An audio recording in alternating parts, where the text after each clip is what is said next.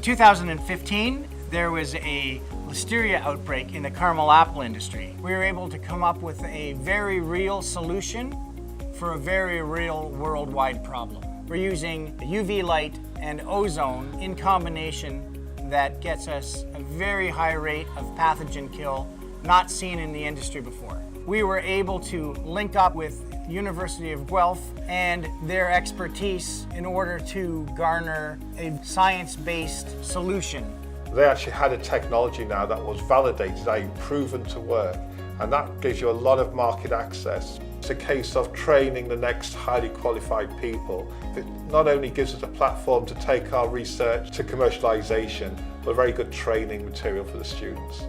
We're getting a lot of interest in what we're doing, not just from ourselves in the caramel apple industry, but from the citrus industry in California, from the sliced fruit and vegetable industry throughout the United States, as well as across Canada, both fruit and vegetables. Working with Ontario Centres of Excellence and the Ontario government in the VIP program, we were able to validate a lot of very important research, which is now accepted by the international community.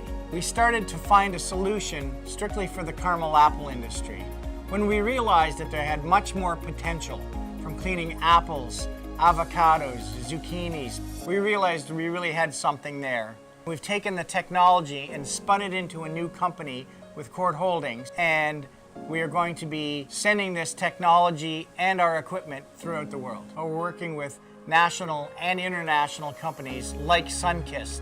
Moyer Apple Products, in partnership with Court Holdings, has created Cleanworks. Cleanworks will fully commercialize the ozone cleaning technology for non-caramel apple products. The potential for the partnership involving Cleanworks and Sunkist will create a range of jobs in Ontario through manufacturing, research and development, sales and marketing. We really believe that Canada's technology is world-renowned, and we're going to be able to have a world-class solution for a world problem.